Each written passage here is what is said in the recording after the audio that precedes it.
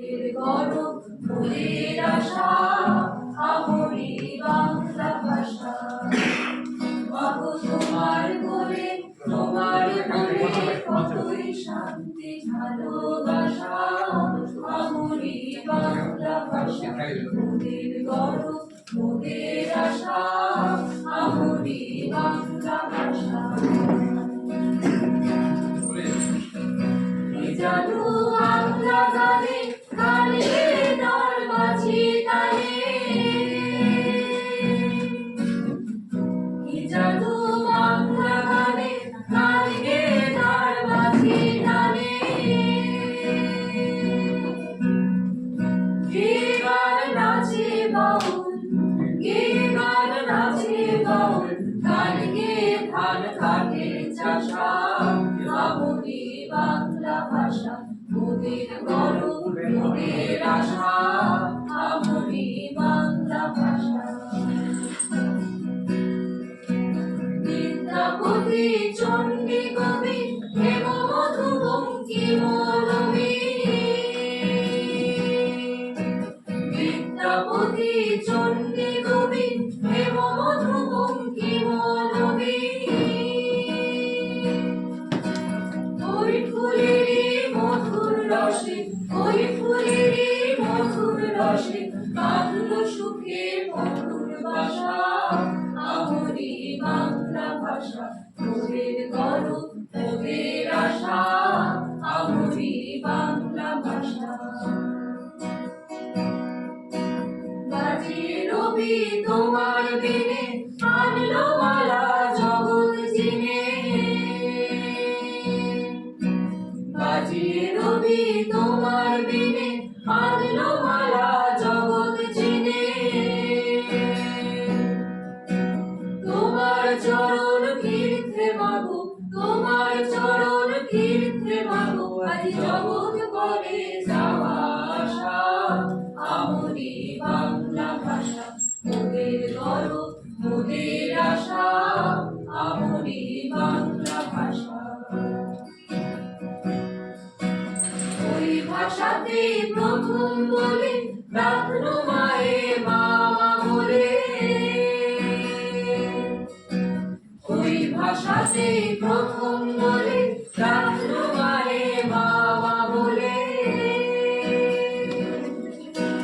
ওই ভাষাতেই বলবো বলি আমি, ওই ভাষাতেই বলবো বলি সাঙ্গ বলে কানা ভাষা আমরি বাংলা ভাষা। মোদের গৌরব মোদের আশা আমরি বাংলা ভাষা। মাগো তোমার কোলে তোমার কোলে কতই শান্তি ভালোবাসা আমরি বাংলা ভাষা।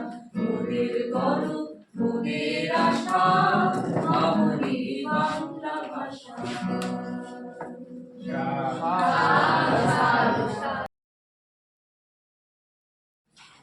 মনে হয় খুব অল্প সময়ের জন্য ওনার সান্নিধ্য পেলাম। সারাটা দিন যদি প্রফেসর দীপক রায় আলোচনা করতে আমরা মনে হয় সত্যি সত্যি আরো বেশি সমৃদ্ধ হতাম, উপকৃত হতাম। প্রফেসর দীপক রায়ের সম্পর্কে আমি যা বলেছি সেটা খুব কমই। আপনারা বক্তব্য শুনলেন যে কতগুলো ভাষা গভীরভাবে মাটির কাছাকাছি গিয়ে তিনি আয়ত্ত করেছেন এবং পরস্পরের পার্থক্য করেছেন। আজকে এই সেমিনারে আমরা তাকে জানাই অজস্র ধন্যবাদ এবং কৃতজ্ঞতা।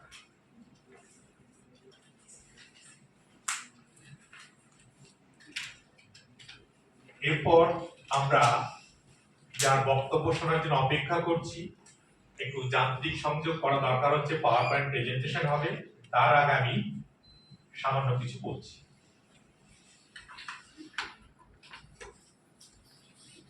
অধ্যাপক সুনীতি কুমার চট্টোপাধ্যায় তিনি the origin and development of Bengali language গ্রন্থটা লিখেছিলেন জ্ঞানেন্দ্র মোহন দাশের বাংলা অভিধানকে ভিত্তি করে। অর্থাৎ এই অভিধানে যতগুলো শব্দ আছে এটাই একমাত্র বাংলা ভাষা, আর এর বাইরে কিছু পাই না। তিনি তাকে শতকরা হারে ভাগ করলেন, কতগুলো তৎসম, কতগুলো তদ্ভব, কতগুলো দেশি, কতগুলো বিদেশি, ভাগ করে সিদ্ধান্তে পৌঁছে। বিশ্ববিখ্যাত ভাষাবিজ্ঞানী তিনি যদি ক্ষেত্র সমীক্ষা করতেন, ফিল্ড সার্ভে করতেন, আমার মনে হয় ওই বইটা অন্যভাবে লেখা হতো। সুতরাং এই বইটা বিশ্ববিখ্যাত, কিন্তু বইটা এখন আমার মনে হয় যারা ক্ষেত্র সমীক্ষা করে ভাষা বিষয়ে গবেষণা করছে, প্রাসঙ্গিকতা সেই অর্থে আমাদের কাছে উপকার করতে পারে না।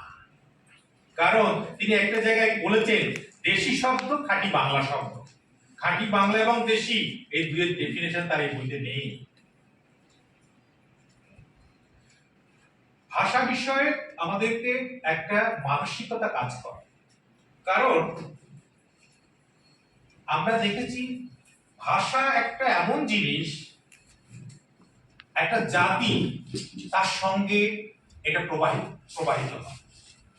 সে যদি সাম্রাজ্যবাদী হয়, আগ্রাসী হয়, তার ভাষা তার সঙ্গে গিয়ে যে জাতির উপর আধিপত্য বিস্তার করে, ভাষা সংস্কৃতি তার উপর আধিপত্য বিস্তার করে ওই অঞ্চলের ভাষা সংস্কৃতিকে বিনষ্ট করে। যেমন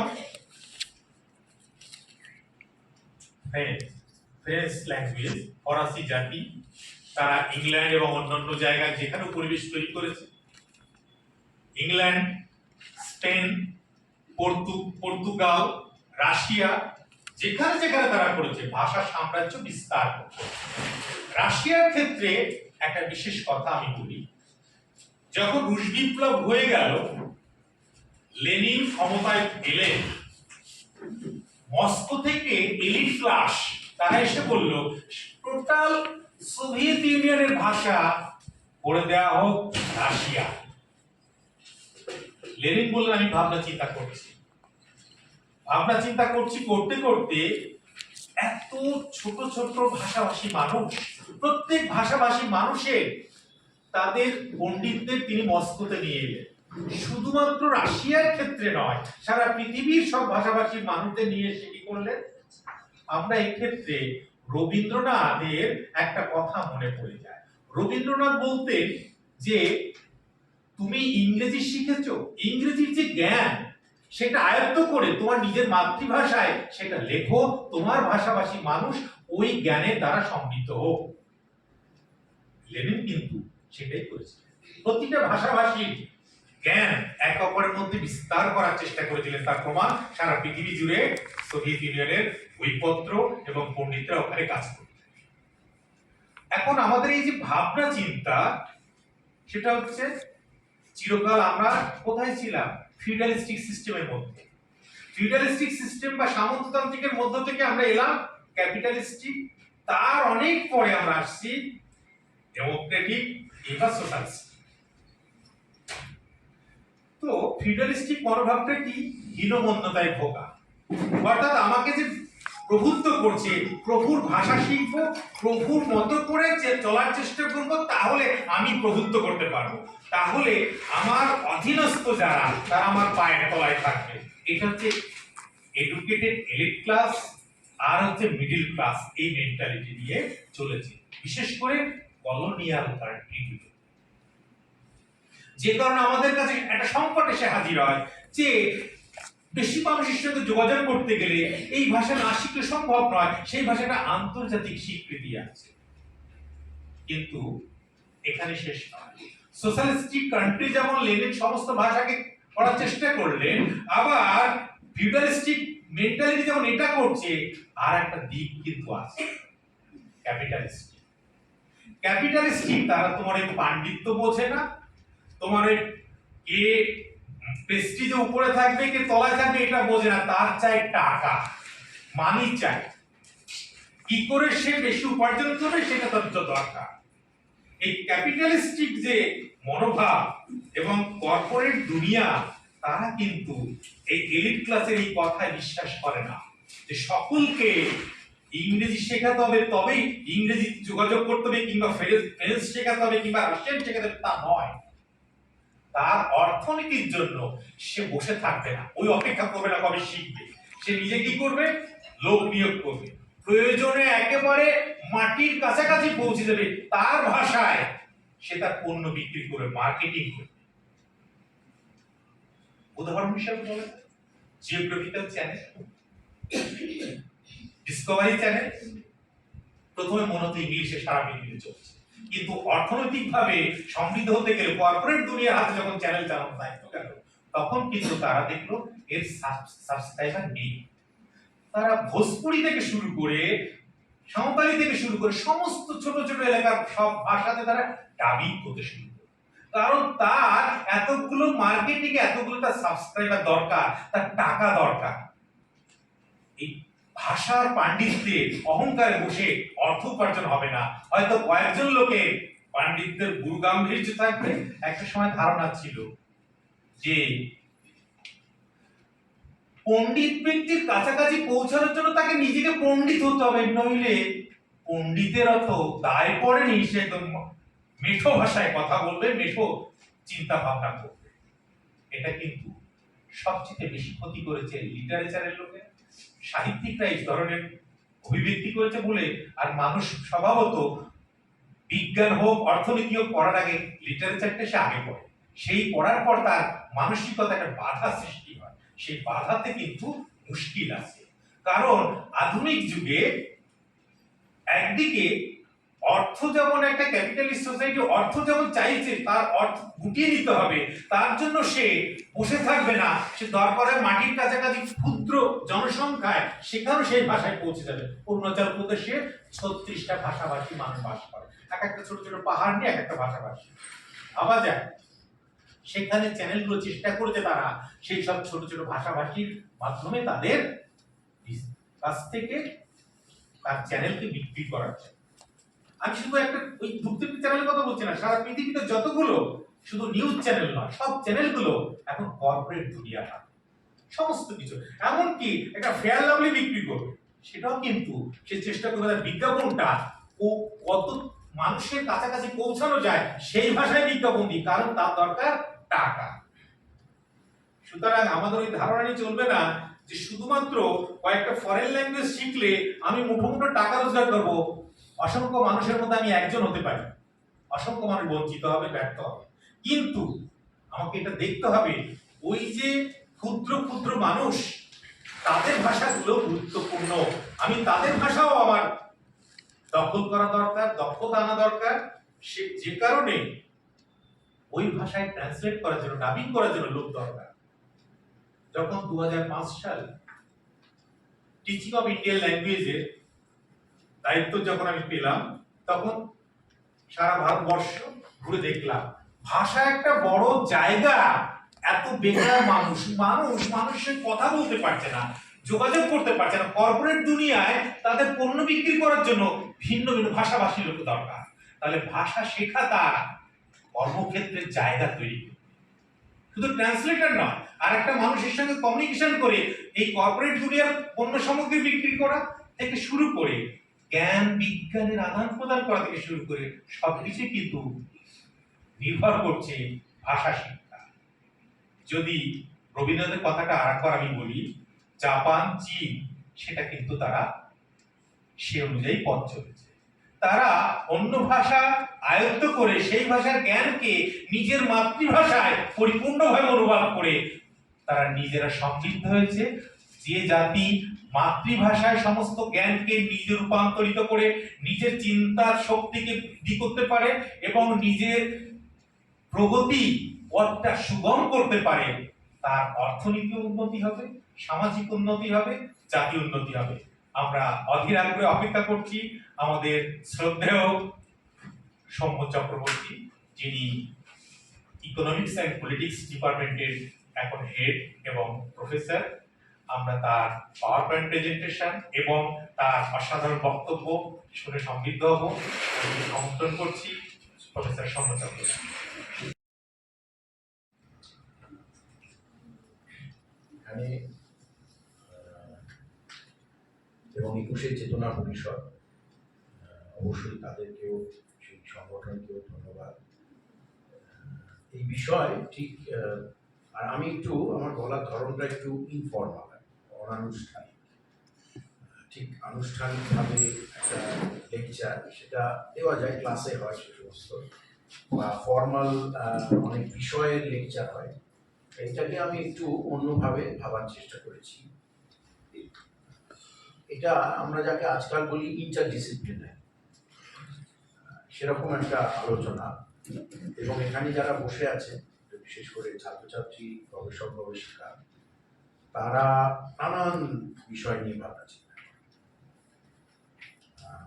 তাদের জানি না সেখানে আমরা পৌঁছতে পারবো কিনা। প্রথমে কতগুলো বিষয় বলা দরকার। এক হচ্ছে যে এই যেটা আমি এখানে বলবো, এটা একটা যৌথ রিসার্চের আউটকাম, যৌথ ভাবনা বলা হচ্ছে। রিসার্চ গম্ভীর হয়ে যাচ্ছে। এই আমি যে বললাম, একটু ফর্মাল ইনফর্মাল মিলিয়ে বলাটা হবে, ইংরেজি বাংলা মিলিয়ে বলাটা হবে। প্রহ্লাদটা কতক্ষণ বলবো? 45 মিনিট। আপনি এখন 12:30। হ্যাঁ, 1:10 পর্যন্ত। 1:10 পর্যন্ত। এবার প্রথমে যেটা বলার, যে আমাদের মাননীয় উপাচার্য মহাশয় প্রফেসর রায় এবং প্রহ্লাদরা যা বললেন, সেটা মূলত বলা, আমার যা বলা সেটা ব্যাকগ্রাউন্ডটা হয়ে গেছে।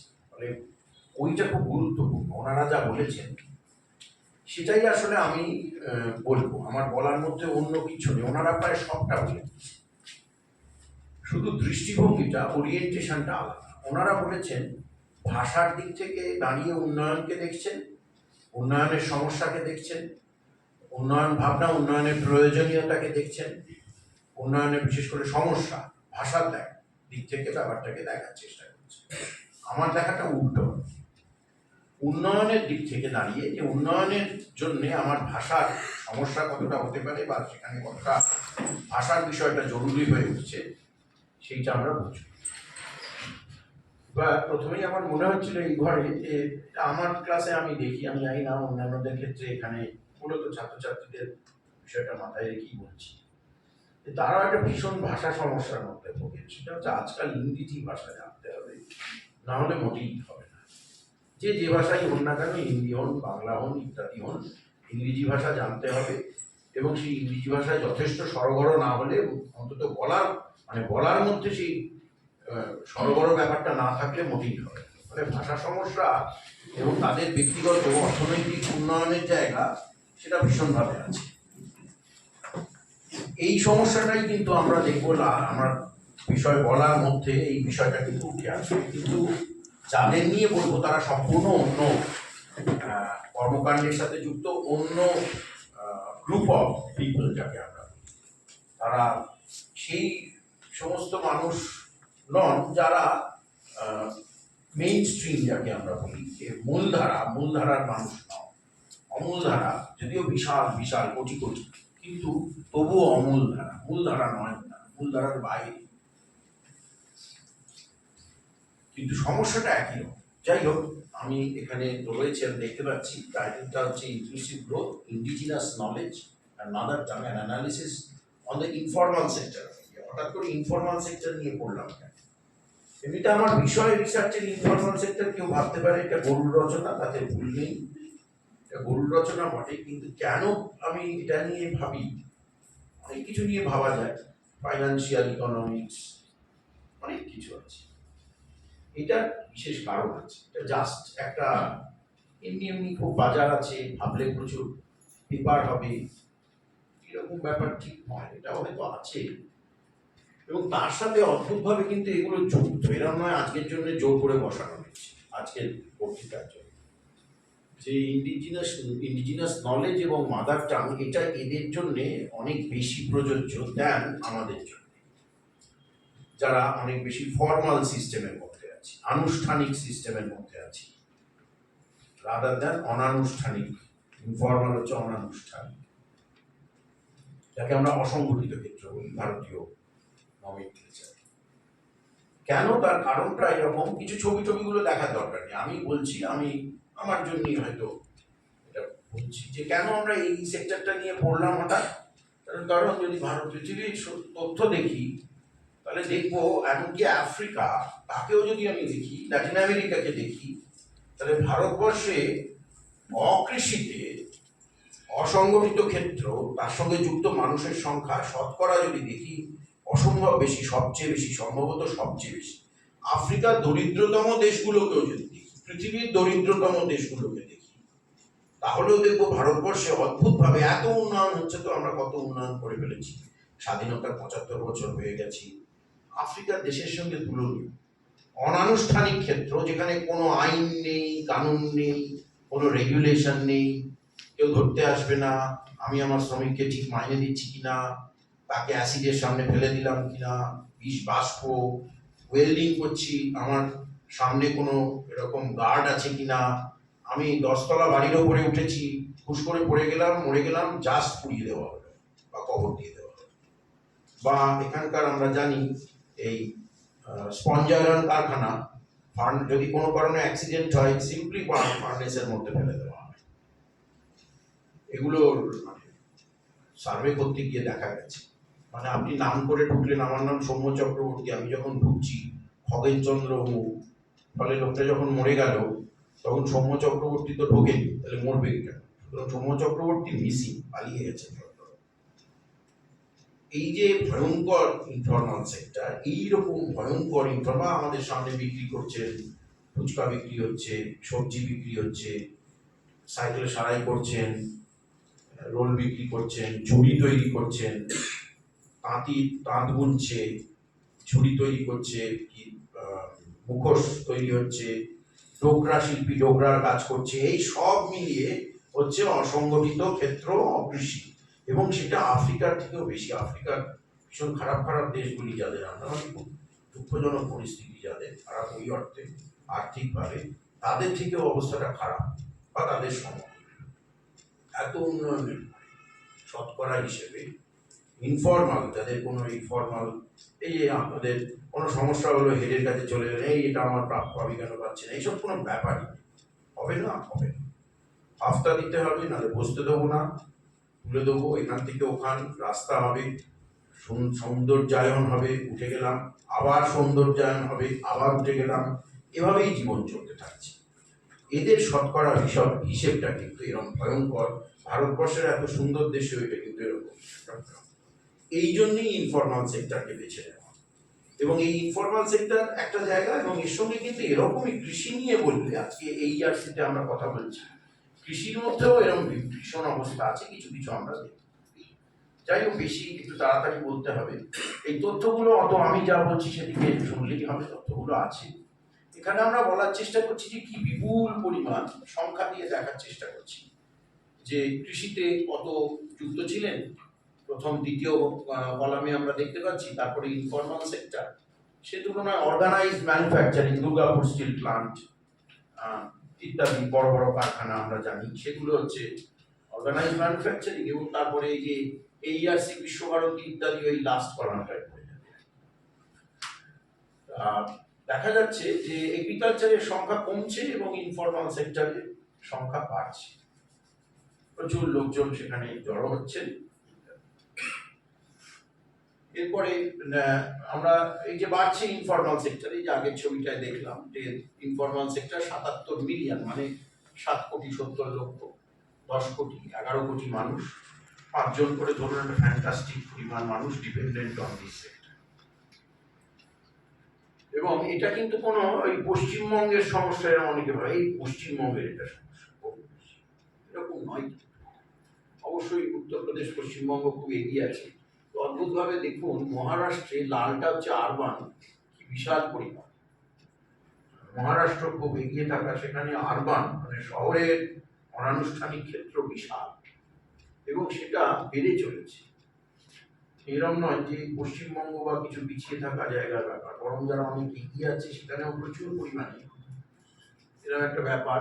10 বছরে আমরা কি দেখছি এখানে, যে informal sector employment is expanding across. তাহলে কি বলার চেষ্টা করছি, এটা একটা বড়, খুব বড় সেক্টর, এবং সেটা বাড়ছে। এর সঙ্গে ভাষার কি সম্পর্ক আমরা একটু পরে আসবো। এখানে বলার চেষ্টা করি, এটা মানে আমি বলে দিচ্ছি যে যদি আমি দেখি, এটা খুব ইন্টারেস্টিং।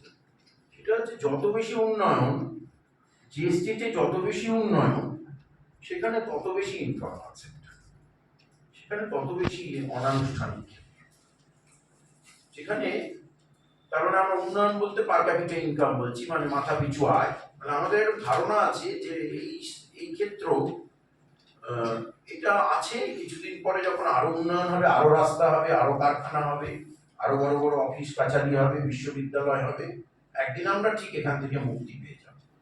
এবার ভারতবর্ষের তথ্যগুলো, ভারতবর্ষের বিভিন্ন রাজ্যকে যদি আমরা সাজাই, এরকম ভাবে সাজানো হয়েছে যে তাদের মাথাপিছু আয় কম, মাথাপিছু আয় বেশি, আমরা ক্রমান্বয়ে সাজিয়েছি।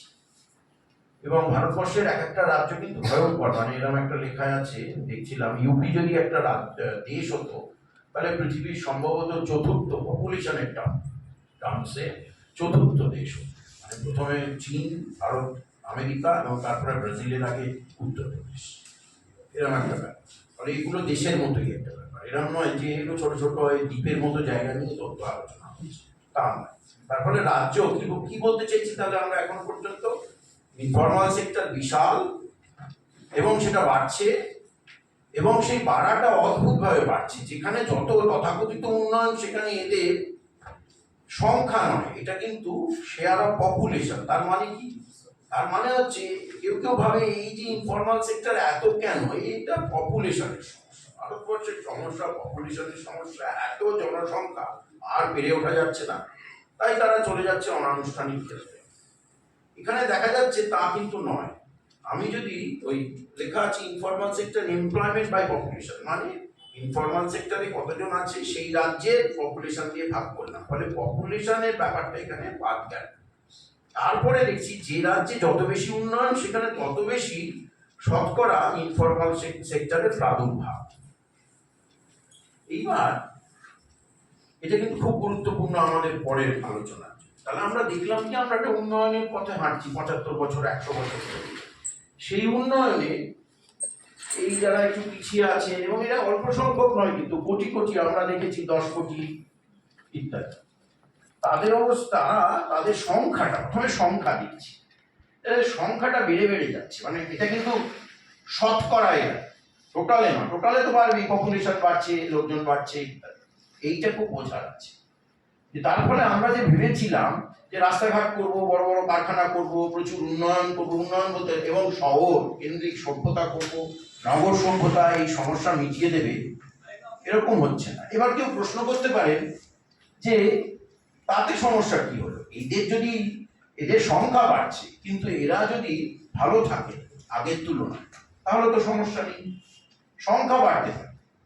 ধরা যাক এই যে গিগ ইকোনমি, এই যে অ্যামাজনে যারা দিয়ে বেড়ান, ডেলিভারি বয় বলে একটা বিচিত্র আমরা নাম দিয়েছি, অসুবিধা নেই, এক একজন যদি মাসে 40,000 টাকা আয় করে, এত ঝামেলা করার দিয়েছি, বাড়ছে সংখ্যা। এখন গিগ ইকোনমি বড় হচ্ছে, যদি আয়টা বেশি হয়, অন্তত অর্থনৈতিক দিক থেকে ক্রুড হিসেবে তাদের অবস্থা ভালো হলো। সুতরাং বাড়লেই গেল গেল রব করার কোনো মানে নেই, সেই জন্য দেখতে হবে আয়ের ব্যাপারটা কি, শুধু সংখ্যা দিয়ে দেখলে হবে না। সেটা হচ্ছে এইটা কিন্তু কান্না পেয়ে যাবে ভাই, এবং অবাক হয়ে যাবেন আপনারা, এবং বিশ্বাস করবেন, এবং দয়া করে ফিরে যাবেন এবং তথ্যগুলো ঘেটে ঘেটে আরেকবার দেখুন। 17-18 সালের দাম স্তর ধরে হিসেবটা করা হয়েছে, এইটা কিন্তু বুঝতে হবে। 99 থেকে 2015-16 এই 15 বছর নেওয়া হয়েছে, মোটামুটি প্রি কোভিডে এদের অবস্থা আরো খারাপ, ভয়ঙ্কর খারাপ, সেসব আমরা এখন রিসার্চ করছি একসাথে। অবস্থাটা দেখুন, যদি চলে আসেন 15-16-তে, দাম স্তরটা 17-18, মানে 17-18 দাম স্তর ধরে ওই সময়কার হিসেবে দেখা যাচ্ছে এগ্রিকালচার, পাঞ্জাবে যারা লড়াই করছেন, যাদের বিশাল চাষি বলি এবং ক্ষুদ্রতম চাষি, সব মিলিয়ে গড় ভারতবর্ষের আয় 10,000 টাকার কম পার মান্থ। সেটা গেল কৃষির অবস্থা। অকৃষিটা চেয়ে দেখুন, 6-72, 7-84, 7,000 টাকা পার মান্থ। ওই যে ইনফরমাল সেক্টর রয়েছে তার লাস্টটা দেখুন 84, এই যে, এবং এটা এগ্রিকালচারের থেকে কম। আমরা জানি, আমাদের সাধারণ জ্ঞান এটা আছে, আমি সেই জন্য সেই ছবিটা বাদ দিয়েছি, ছবিটাও আছে। দেখা যাচ্ছে যত উন্নয়ন হচ্ছে, ওই যে ছবি দেখিয়েছিলাম, বেশি বেশি করে জনসংখ্যার বেশি অংশ ইনফরমালে চলে যাচ্ছে এবং এগ্রিকালচার থেকে বেরিয়ে চলে যাচ্ছে। কি অদ্ভুত ব্যাপার, বেরিয়ে যাচ্ছে নিচের দিকে, ওপরের দিকে নয়। মানে এগ্রিকালচারে থাকলে তিনি পেতেন 10,000 টাকা মাসে, এখন তার হয়ে গেল 7,000 টাকা, ধাক্কা খেয়ে বেরিয়ে চলে গেলেন, আর পেরে ওঠা গেল না। ফলে ব্যাপারটা এরকম নয়। যে রাস্তা হচ্ছে, ঘাট হচ্ছে, শহর হচ্ছে, ব্রিজ হচ্ছে, বিশাল বিশাল গোল্ডেন ট্রায়াঙ্গেল না গোল্ডেন কোয়াড্রাঙ্গেল হচ্ছে, তার সঙ্গে সঙ্গে বহু মানুষ অসংগঠিত ক্ষেত্রে যাচ্ছেন, এবং সেটা মূলত ধাক্কা। কারণ কেউ বোকা নয় যে নিজে পছন্দ করে নিচের দিকে চলে যায়। তো নিচের দিকে যাওয়া 1,12,000 টাকার জায়গায় 84,000 টাকায় চলে গেল। তার মানে এই যে পুরো প্রক্রিয়ায় একটা বিপুল, এবং কত লোক, কোটি কোটি লোক, ওইটা মাথায় রাখতে হবে। এইবার এলো আসল গল্প।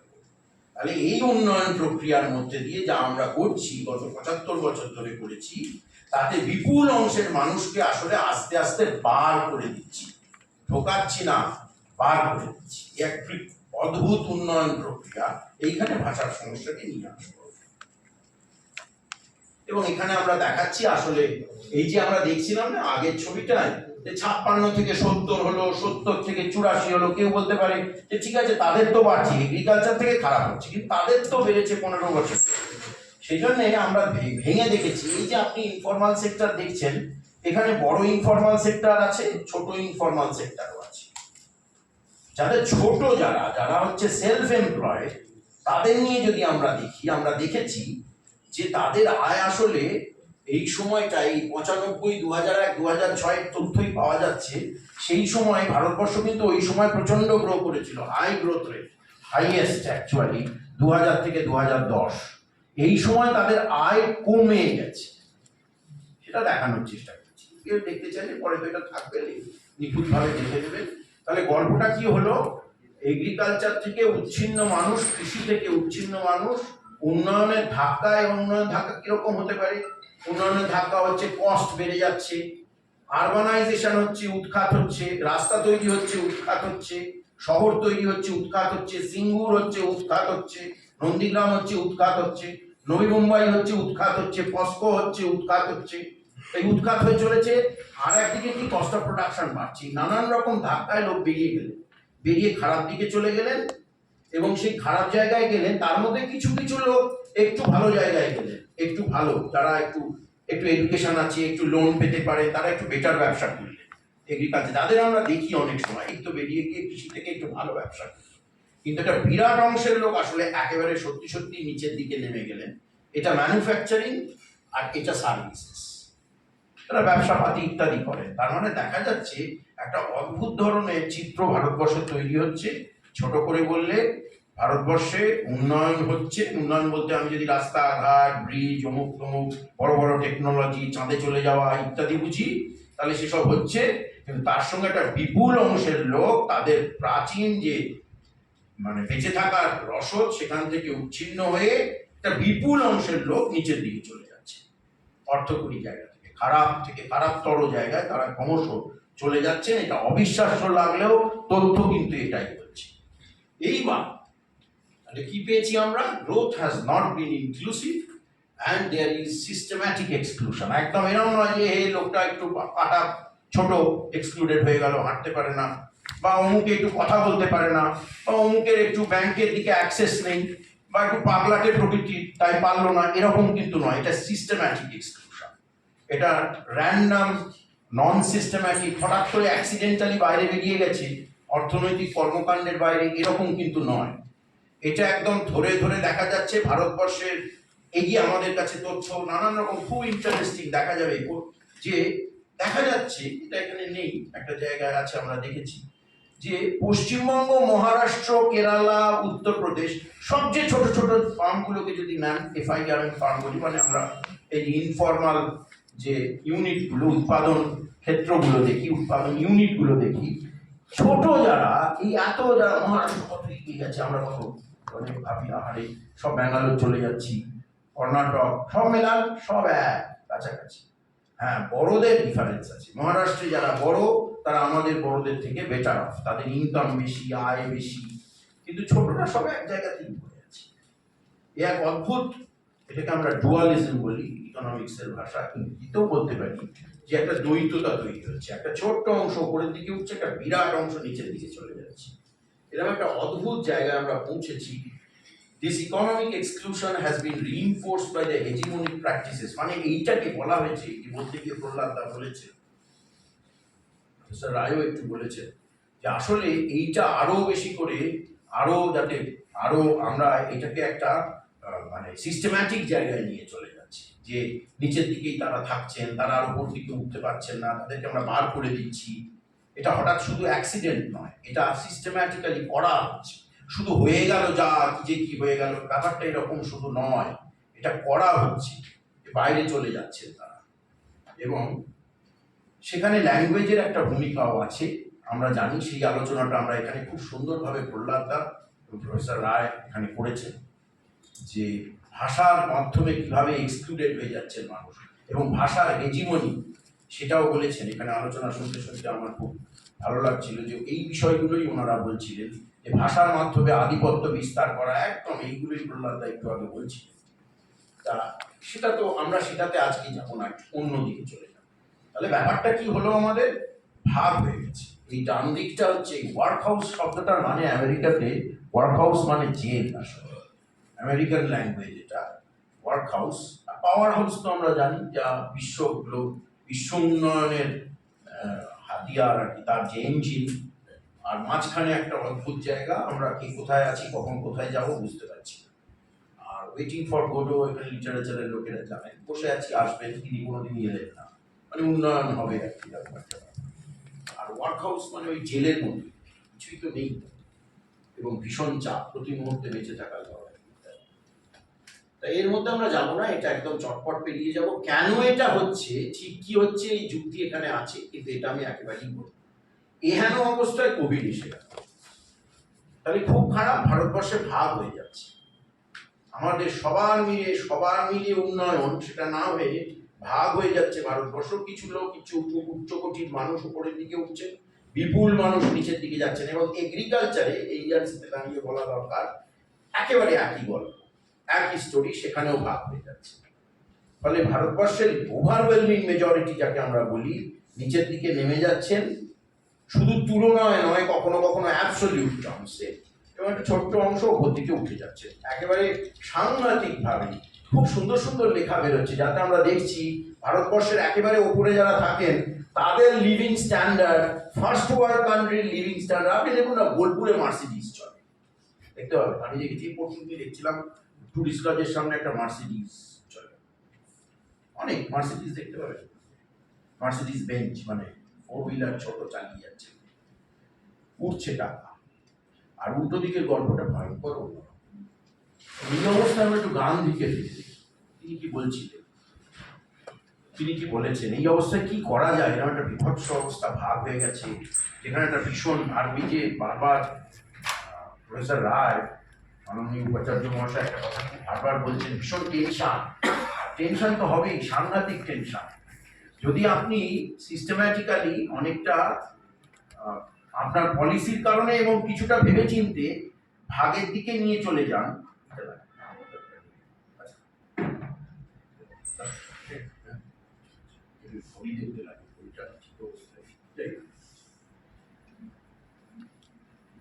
এবার ব্যাপার হলো যে এরকম যদি ভাগ হয়ে যায় একটা দেশ, এবং কোটি কোটি মানুষ, কিন্তু সে আমার মনে আছে, আমি আমেরিকাতে এক অধ্যাপিকা আমাকে খাওয়াতে নিয়ে গেছেন, বাংলাদেশি দোকান।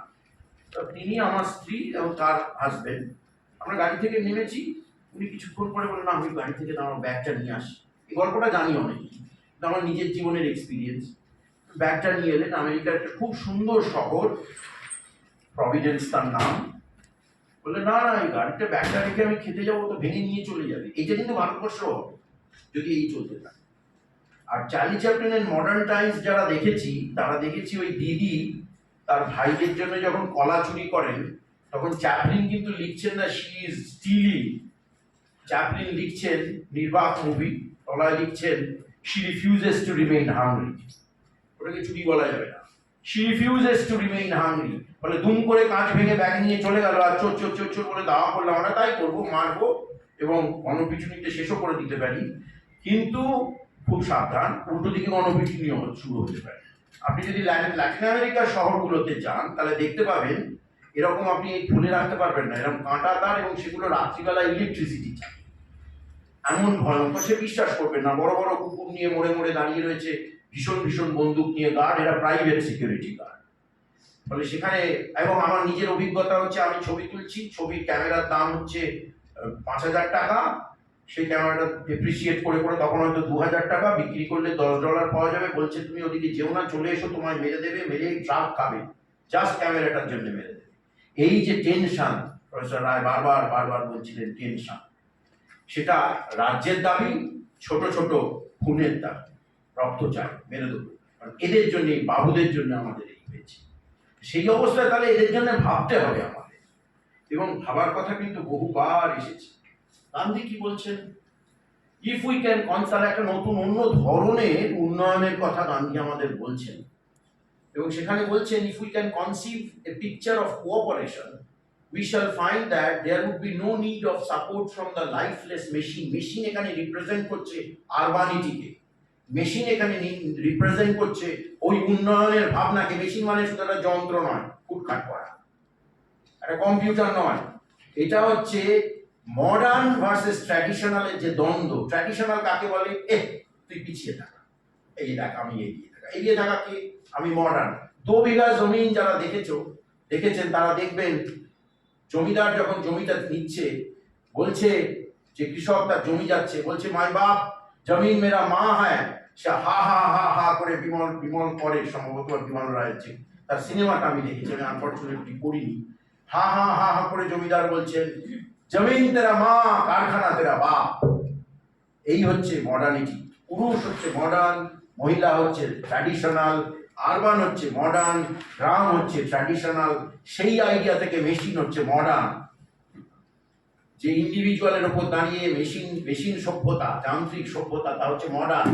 Instead of making the greatest use of machinery, modernity, we shall be able to do with the least use of thereof, সবচেয়ে কম। and therein lies the real security and self protection of society. তাহলে আমরা কি দেখলাম? একটা টেনশনের মধ্যে দাঁড়িয়ে বিপুল কোটি কোটি মানুষ প্রায় সর্বহারা হতে বসেছে। এরকম একটা সময় গান্ধীর দিকে ফিরে গিয়ে আমরা অন্যরকম উন্নয়নের ভাবনা ভাবতে পারি, যেখানে মেশিনকে বাদ দিয়ে অন্যরকম কিছু একটা উনি ভাবতে চাইছেন, কোঅপারেশনের ওপর দাঁড়িয়ে, সেলফ ইন্টারেস্টের ওপর দাঁড়িয়ে নয়। সেই কোঅপারেশনের জায়গায় বলছেন দাঁড়িয়ে যদি আমরা ভাবতে পারি, তাহলে রিয়েল সিকিউরিটি, সেলফ প্রোটেকশন, আত্মশক্তি, আত্মনির্ভর ইত্যাদি বিষয়গুলো আসতে পারে, সেলফ প্রোটেকশন অফ সোসাইটি। এবং সেখানে আমরা এই যে প্রক্রিয়া, যে আমরা একটা অন্যরকম সমাজের কথা ভাববো, কোঅপারেশন বেস, মেশিন নির্ভর নয়, ট্র্যাডিশনালকেই যারা বাইরে পড়ে রইলেন তাদেরকে কি করে আমরা যুথবদ্ধ করতে পারি, এক জায়গায় নিয়ে যেতে পারি, এবং তার উপর দাঁড়িয়ে উন্নয়নকে ভাববো। এটা মেশিন সভ্যতা মানে মেশিন নয়, এটা মেশিন মানে সো কল্ড মডার্নিটির ধারণা। তার বাইরে গিয়ে অন্যভাবে ভাববো। কারণ মডার্নিটি যদি আপনারা দেখেন, আমি আর এটার মধ্যে যাচ্ছি না, যে ইউরোপিয়ান মডার্নিটির ধারণা ইন্ডিভিজুয়ালিজমের উপর দাঁড়িয়ে আছে, ব্যক্তি স্বাতন্ত্র্যের উপর দাঁড়িয়ে আছে, রবিনসন ক্রুসোর উপর দাঁড়িয়ে আছে, তার লড়াইয়ের উপর দাঁড়িয়ে আছে। তার বাইরে গিয়ে একটা যৌথতার কথা বলছে। এখানে ওয়েস্ট আর ইস্টের লড়াইও আছে। তিনি ইস্টার্ন পাথের কথা বলছেন, কোঅপারেশনের কথা বলছেন, যৌথতার কথা বলছেন, এবং সেটার মধ্যে দিয়ে তিনি সেলফ প্রোটেকশন, সিকিউরিটি, এই বিষয়গুলোকে নিয়ে আসছেন। এই ডিটেল পড়লে খুব ইন্টারেস্টিং। আমাদের একটা জায়গায় পড়তে গিয়ে আমরা দেখছিলাম আরো অনেক কিছু, মানে গান্ধীর পলিটিক্স নিয়ে অনেক রকম চর্চা হতে পারে, কিন্তু এইগুলো খুব ইন্টারেস্টিং আমরা পড়তে গিয়ে দেখছিলাম। এবার আমরা যদি রবীন্দ্রনাথের দিকে তাকাই, man can rise out of the misery of conflict of inequality. এই যে ইনইকুয়ালিটি দেখলাম আমরা 3টে জায়গা বম্বে শহরের। If the truth of unity is allowed to prevail in the religion of economics. এই যে বিশেষ করে যারা অর্থনীতি একটু বুঝি, তারা বুঝি না, আমরা বুঝলি তো মানুষ হচ্ছে স্বার্থপর, জন্মেই স্বার্থপর। এই বলে আমরা হোমো ইকোনমিকাস বলি, এটাকে মানুষ হচ্ছে সেলফ ইন্টারেস্ট সিকিং, সেটাই হচ্ছে স্বতঃসিদ্ধ, অ্যাক্সিওমেটিক। ফলে সমাজ এরকমই হবে, এর বাইরে অন্য কিছু হবে না, এবং উন্নয়নের ভাবনা, আরবানাইজেশন ইত্যাদি এভাবেই হবে। তার বাইরে গিয়ে বলছেন রিলিজিয়ান, এই যে এটা ধর্মের মতো ওরাম, এটাই ইকোনমিক্স। এর বাইরে গিয়ে অন্য ইকোনমিক্স এর কথা বলছে, যেখানে ইউনিটির কথা ভাবা হচ্ছে, যেখানে কালেকটিভের কথা ভাবা হচ্ছে। সেইটা যদি আমরা করি, man can rise out of misery, ওই যে বাইরের লোকেরা, তাহলে তাদের জন্য আমরা কিছু খুঁজছি, উন্নয়নের প্রশ্ন।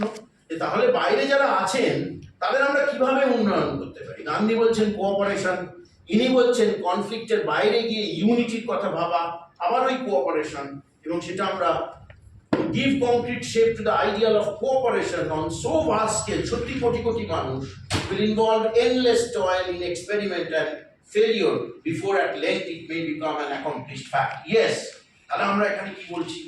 দুটো পথ। একটা হচ্ছে আরবানাইজেশন করলাম, ইনফ্রাস্ট্রাকচার করলাম, বড় বড় কারখানা করলাম, অফিস করলাম, ব্যাংক করলাম, কম্পিউটারাইজেশন করলাম, সব নানান রকম জিনিস হলো, এবং তার মধ্যে দিয়ে উন্নয়ন করতে গিয়ে আমরা কি দেখলাম? বিপুল অংশকে আমরা বাইরে ফেলে দিচ্ছি এবং সিস্টেম্যাটিক্যালি বাইরে ফেলেছি। হঠাৎ করে যা কি ভুল হয়ে গেল, ব্যাপারটা এরকম নয়, এবং এই প্রসেসের মধ্যেই এটা ঢুকে বসে আছে। তার উল্টো দিকে একটা, এবং এটা হচ্ছে ব্যক্তি স্বার্থ নির্ভর, সেলফ ইন্টারেস্ট, তার উপর দাঁড়িয়ে ওই যে উন্নয়নের ভাবনা, যেটা মডার্নিটির কথা, তার বাইরে গিয়ে অন্য ধরনের উন্নয়নের কথা এরা বলছেন। এবং সেই উন্নয়নের একটা খুব ইম্পর্টেন্ট জায়গা আমি ফোকাস করছি এক্ষুনি, আসলে আমি সেখানে যাব বলে আমার একটা উদ্দেশ্য আছে, সেটা হচ্ছে কোঅপারেশন বেসড, সেলফ ইন্টারেস্ট নয়, কালেকটিভ ইন্টারেস্ট, সেলফ এফিসিয়েন্সি নয়, ইন্ডিভিজুয়াল বেসড এফিসিয়েন্সি নয়, কালেকটিভ এফিসিয়েন্সি। এরকম একটা জায়গায় আমরা দেখবো যে তাহলে আমাদের কাছে তাহলে প্রজেক্টটা কি আজকে, যে ভারতবর্ষে বিপুল অংশের লোক যা উন্নয়ন করেছি তাতে বাইরে চলে গেছে, তাহলে তাদের উন্নয়নের জন্য আমার কিছু একটা করতে হবে। এবং সেইখানে দাঁড়িয়ে আমরা এদেরকে দেখলাম, এরা বলছেন কোঅপারেশনকে ভিত্তি করো, সেখানে সেলফ ইন্টারেস্টের বাইরে গিয়ে অন্য ধরনের উন্নয়নের কথা ভাবো এবং যৌথতার উপরে জোর দাও। এই যৌথতার উপরে জোর দিলাম, দিয়ে আমরা দেখলাম যে একটা স্ট্র্যাটেজি ভাবা যায়, যেটা কিন্তু ভুলও ভেবেছেন, এবং সেটা হচ্ছে একে বলে ক্লাস্টার ভিত্তিক উন্নয়ন। মানে এই যে শুরুলে আমরা জানি কাঁথা স্টিচের কাজ, এই যে আমরা বোলপুরে যদি দেখি তাহলে দেখবো যে ওই গ্রিল গেট এইসব নিয়ে লোকজন বসে আছেন। আমরা যদি দারিয়াপুরে চলে যাই আমরা দেখবো ডোকরার কাজ, আমরা বিষ্ণুপুর জানি, আমরা নানান রকম সারা ভারতবর্ষ জুড়ে এরকম অলরেডি আমরা দেখতে পাচ্ছি যে মানুষরা এক জায়গায় যৌথ অবস্থায় আছেন এবং তারা উৎপাদন করছে। এটা আছে, ওরা বলছে না মানুষ করে। তার মানে কি আমরা কি পেলাম? একটা বিপুল উন্নয়নের ধারণা, যেখানে ওই আরবানাইজেশন হচ্ছে, ইনফ্রাস্ট্রাকচার ডেভেলপমেন্ট হচ্ছে, আর প্রচুর মানুষের বাইরে অন্য ধরনের একটা অর্থনৈতিক কর্মকাণ্ডের মধ্যে রয়েছেন, এবং এটাকে বলে একটা ক্লাস্টার বেসড উন্নয়ন ইত্যাদি এখানে হচ্ছে, যেখানে আমরা এই যৌথতার কথাটা ভাবছি। এবং সেখানেই এই ক্লাস্টারের কনটেক্সটে খুব ইম্পর্টেন্ট হচ্ছে, এবার আস্তে আস্তে আমি বিষয়টার মধ্যে ঢুকছি, যেটা আমার খুবই একটুখানি বলবো কিন্তু খুব ফান্ডামেন্টাল। সেটা হচ্ছে এই ক্লাস্টার মানে কি, যে এক জায়গায় যৌথভাবে আছে। এই যৌথভাবে থাকলে যেটা হয় সেটা হচ্ছে এটাকে বলে clusters enjoy সিনার্জিক and scale effects. মানে একটু বুঝিয়ে বলা যেতে পারে যে আমরা এক জায়গায় জড়ো হয়ে যখন উৎপাদন করছি তখন এই সিনার্জির অদ্ভুত মানে আছে, 2+2 ইজ গ্রেটার দ্যান 4। মানে এরকম নয় যে আমরা আলাদা আলাদা, যেহেতু আমরা একসাথে আছি আমরা কত রকম সুবিধে দেব। এক হচ্ছে ধরা যাক কারুর মাথায় একটা ডিজাইন এসেছে, আমরা সেই ডিজাইনটা সবাই মিলে ভাগ করলাম। কারুর কাছে একটা অর্ডার এসেছে খুব বড়, সে নিজে তৈরি করতে পারছে না, আমরা সবাই মিলে করলাম। কোথাও একটা দেখা গেল ভালো একটা রিসোর্স পাওয়া যাচ্ছে, র মেটেরিয়াল পাওয়া যাচ্ছে, আমরা সবাই মিলে বার্গেন করায় ভালো জিনিসটা কম দামে পেলাম। আবার সেরকমই উল্টো দিকে আমার জিনিসটা আমি ভালো দামে বাজারে বিক্রি করতে পারলাম। এইভাবে যৌথতা ভীষণভাবে হেল্প করে, এবং তার মধ্যে সবচেয়ে বড় এই যৌথতা যেটা ইন্টারেস্টিং, এগুলো তো কেজো কথা, যেটা সবচেয়ে জরুরি এই কোঅপারেশনে গান্ধী এবং রবীন্দ্রনাথকে আনা কেন, যে কোঅপারেশনের বিষয়টা শুধু এই কেজো বার্গেনিং নয়। আমি এক জায়গায় থাকলে কি হবে, সবাই মিলে এক জায়গায়, এবং একবার তো থাকছি না, জেনারেশন আফটার জেনারেশন। এই প্রসেসটার মধ্যে নতুন নলেজ তৈরি হচ্ছে, নতুন স্কিল তৈরি হচ্ছে, এবং আমরা সবাই সেটা জেনে যাচ্ছি, সবাই সেটা ভাগ করে নিচ্ছি। এটাকে অর্থনীতির ভাষায় বলে কালেকটিভ এফিসিয়েন্সি। একসঙ্গে কাজ করলে তার একটা অন্য মাত্রা হয়। দেখবেন একটা মিটিংয়ে বসে কোনো একটা আলোচনা করতে, ধরো এই সেমিনারটা অর্গানাইজ করবো, কেন আমরা মিটিং করে করবো?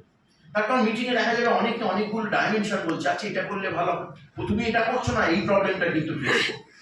এই যে একটা যৌথতা এবং নলেজের আদান প্রদান, এটা শুধুমাত্র তাৎক্ষণিক সমস্যা সমাধান নয়, এর মধ্যে দিয়ে নতুন নতুন ধারণা, নতুন নতুন চিন্তা, নতুন আইডিয়া, নতুন ডিজাইন, নতুন টেকনোলজি, নতুন পথ, নতুন কমোডিটি, নতুন কিছু করা যায়, এগুলো বেরোতে থাকে। এবং এই যে আমরা দেখছি তাঁতিরা, কোথাও তো স্কুল ছিল না যে তাঁতিরা স্কুলে যাচ্ছে, স্কুলে গিয়ে শিখে এসে তারপর তাঁত করছে। জেনারেশন আফটার জেনারেশন তাঁতিরা তৈরি করছেন এবং নতুন নতুন ডিজাইন তৈরি হচ্ছে, তারা টেকনোলজিক্যাল ডেভেলপমেন্ট করছেন নানান রকম, সেগুলো হচ্ছে রবীন্দ্রনাথ এটা বুঝে শিল্প সাধন করলেন যাতে এই প্রসেসটাকে আরো বেশি উৎসাহ দেওয়া যায়, আরো ইনডিউস করা যায় একটু বাইরে থেকে। এটা হচ্ছে রুরাল ইঞ্জিনিয়ারিং এর একটা ডিপার্টমেন্ট। যাই হোক, তা সেখানে এইটাকে বলে, এই যে যৌথতার জায়গা, এটাকে বলে ইনট্যাঞ্জিবল। আজকাল এই কথাটা ভীষণ আসছে, ইনট্যাঞ্জিবল রিসোর্স। মানে এটা কোনো ধরতে পারছি আমরা এরকম নয়, এটা ধরা যায় না কোনো কিছু একটা। ওই যেমন ধরা যায় বাজারে গিয়ে হিসেব করলাম এরকম নয়।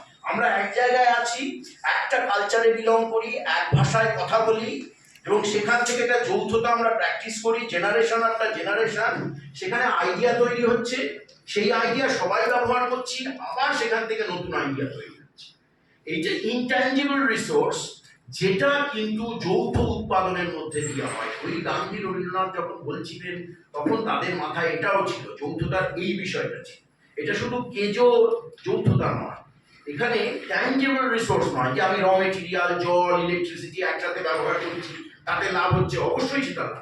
কিন্তু এটা একটা খুব ইন্টারেস্টিং বিষয়, এবং এটা আমার কথা নয়, আজকাল ইউনেস্কো ভীষণ জোর দেয় বিষয়টার উপরে। সেটা কি?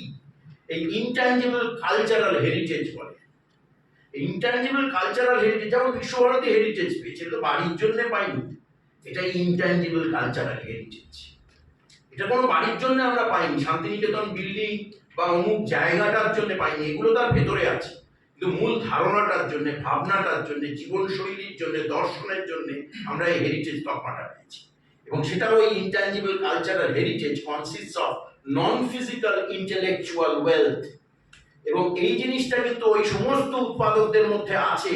তাহলে এই প্রশ্নটা আমরা কি করছি আবার ঘুরে দেখি, তাহলে ওই যে আরবান ভিত্তিক উন্নয়নের ভাবনা, তাতে মানুষ বিপদে পড়ছে অনেক বেশি, উপর দিকে উঠছে অল্প কিছু, বাইরে যারা রইলো তারা নিজেরাই নিজেদের পথটা খুঁজে নিয়েছে। যেমন পৌষপালার মাঠ ঘিরে দিলে আবার ঠিক মাঝখান থেকে একটা রাস্তা বেরিয়ে যায়, সেরকম ব্যাপার। তারা নিজেদের মতো করে জীবনকে তৈরি করে নিচ্ছে, এবং সেইখানে তারা ইনট্যাঞ্জিবল কালচারাল হেরিটেজকে ব্যবহার করছে।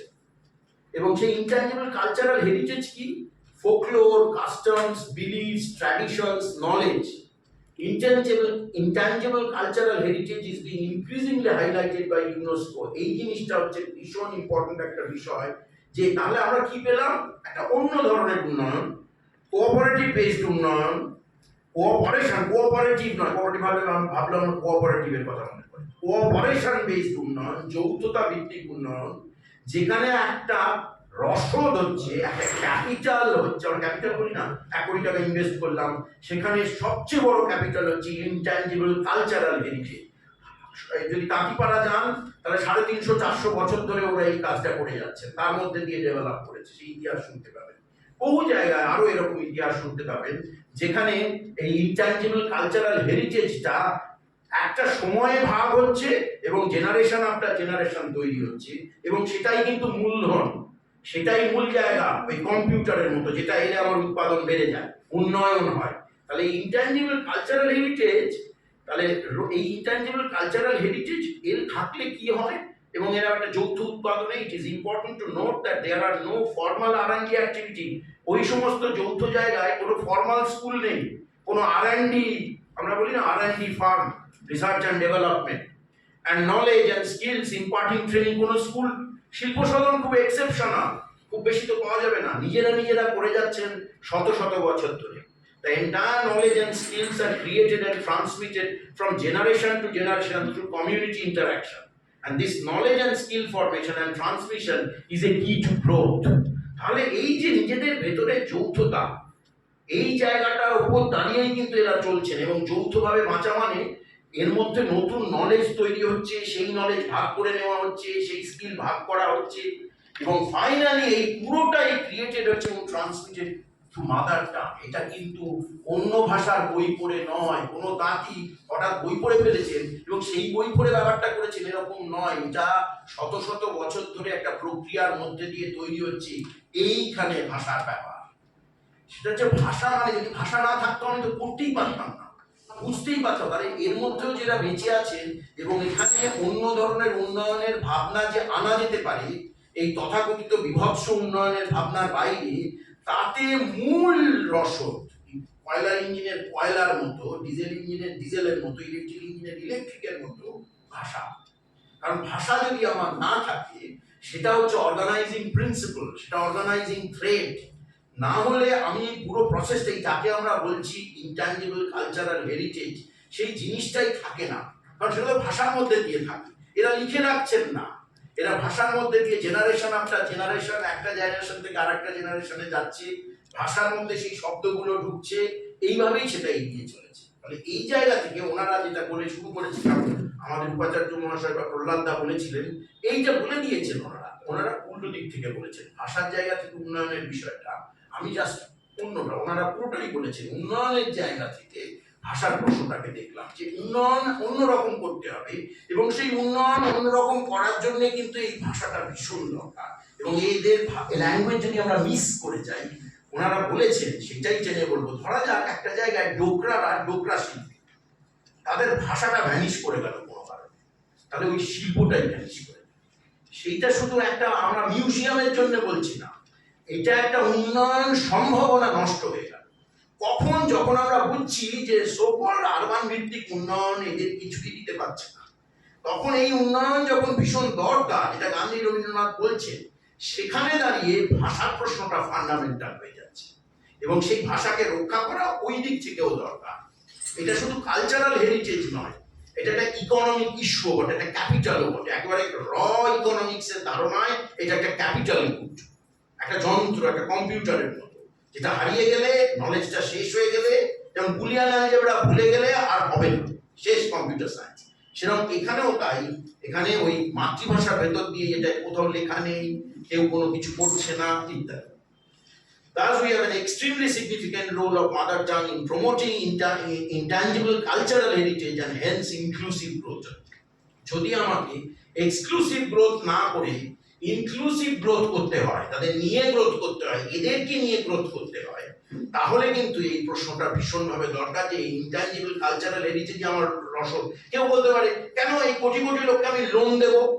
আমি জাস্ট এখানে লেখা নেই, আমি বলার বোঝানোর জন্য, সুরুলের কাঁথা স্টিচের লোকেদের প্রচুর লোন দেব, বাজারের ব্যবস্থা করব, তারা সর্বত্র বাজার করে বেড়াবে, বাজারটা তারা প্রচার করবে, বাজার। এবার আমার বক্তব্য যে যারা অন্য বড় কোম্পানি, তারা এদের ছেড়ে দেবেন কেন? বাজারটা কাঁথা স্টিচ হচ্ছে, কাঁথা স্টিচ সবাই কিনছে, বা এই সমস্ত জিনিস সবাই কিনছে, সেখানে তো লড়াই আছে, একটা ভীষণভাবে ফাইট আছে। সেই জায়গায় দাঁড়িয়ে একা একা কেউ লড়তে পারে না, ফলে এখানে যৌথতার প্রশ্ন এলো। এবং সেইখানে দাঁড়িয়ে এই ইনক্লুসিভ গ্রোথ যদি করতে হয়, এদের নিয়ে যদি গ্রোথ করতে হয়, সেটা ওই উন্নয়ন আরবান ভিত্তিক উন্নয়ন দিয়ে হবে না, অন্য ধরনের উন্নয়ন ভাবতে হবে, যেটা গান্ধী রবীন্দ্রনাথ ভেবেছেন সেরকম যদি কিছু ভাবি, বা আরো অনেকে ভেবেছেন, চীনে মাও সেতুং ভেবেছেন এবং ভীষণভাবেই ভেবেছেন, সেইগুলো যদি আমাদের করতে হয়, তাহলে কিন্তু ভাষার প্রশ্নটা ওখানে ফান্ডামেন্টাল হয়ে যাচ্ছে। কারণ ওটার মধ্যেই নলেজটা আছে, ওটার মধ্যে সায়েন্সটা আছে। সায়েন্স কোথাও নেই, অন্য জায়গায় লেখা নেই, হারিয়ে যাবে পুরো জিনিসটা। এবং এটা হারিয়ে যাওয়া মানে আহা ডোকরা শিল্পটা নষ্ট হয়ে গেল, তা নয়। ওই পুরো অংশের মানুষের বেঁচে থাকার রসদটা একেবারে শেষ হয়ে গেল। কারণ তাদের তো আমি কখনোই ঢোকাতে পারবো না বাড়ির কাজের লোক বা দারোয়ান ছাড়া, ম্যাক্সিমাম, বা কোনো একটা ছোট কারখানার কোনো নিচের দিকে শ্রমিক ছাড়া। মানে অন্য ধরনের সত্যিকারের উন্নয়ন করতে গেলে ইনট্যাঞ্জিবল কালচারাল হেরিটেজ এবং তাকে বাঁচাতে গেলে ভাষার প্রশ্নটা চলে এলো ওখানে। কিন্তু এখানে একটা নোট অফ ভাষা আছে, এটা দিয়েই শেষ করব। বিশ্বভারতী আমাদের এটাও আজকে আলোচনায় এসেছে, আমার নতুন কিছুই বলার নেই, সাজিয়ে সাজিয়ে একটা গল্প বলা।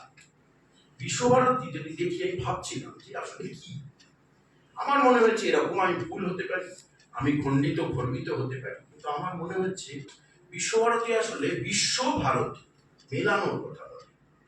এবার এতক্ষণ আমরা কি বলছি, ডোকরাদের ভাষা, তাঁতিদের ভাষা, কাঁথা স্টিচের ভাষা, আলাদা আলাদা ছোট ছোট ভাষা, তাদেরকে বাঁচাতে হবে, সেই না নলেজকে বাঁচাতে হবে, তাদের নিয়ে উন্নয়ন করতে হবে, এগুলো আলাদা আলাদা, মানে এগুলো বিচ্ছিন্ন উন্নয়ন প্রক্রিয়া, তার কথা বলছি আমি।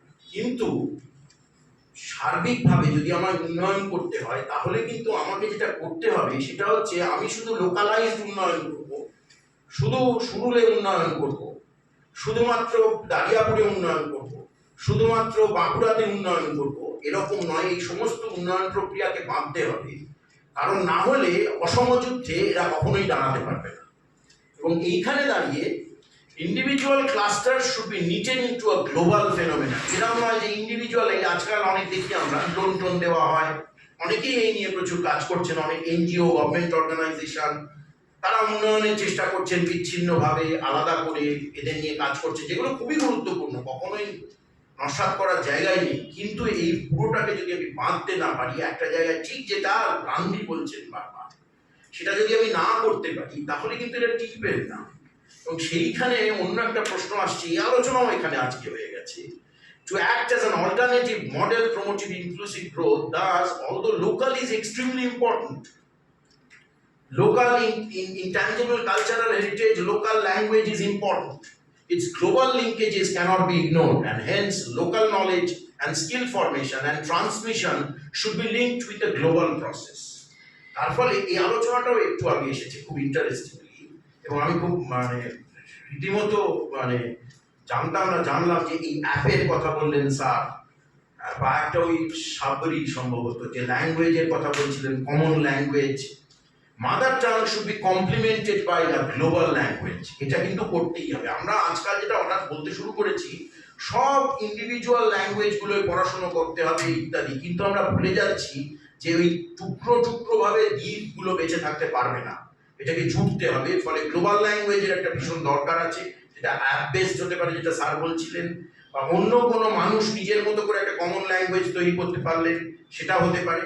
ফলে এটা নোট অফ কশন যে আমার কাছে আমি যেমন ঠিকই ওই বৃহৎ তথাকথিত উন্নয়নের বাইরে গিয়ে উন্নয়নকে ভাবতে হবে, এবং তার জন্য ইনট্যাঞ্জিবল কালচারাল হেরিটেজ, তাদের ভাষা রক্ষা, তাদের ভাষার উপর দাঁড়িয়ে আরো উন্নয়ন করা, ভাষাকে ক্যাপিটাল হিসেবে ব্যবহার করা, এগুলো আমরা দেখছি। কিন্তু তার সাথে সাথে গ্লোবাল ল্যাঙ্গুয়েজের প্রশ্নটাও আসছে, কারণ আমায় গ্লোবালি কিন্তু কমব্যাট করতে হচ্ছে, গ্লোবালি সার্ভাইভ করতে হচ্ছে, গ্লোবালি ইন্টারঅ্যাক্ট করতে হচ্ছে, এবং সেইখানে এক্সটেন্সিভ, এটাও এসে গেছে আছে, extensive translations and local global communications are essential. তাহলে আমরা কি পেলাম?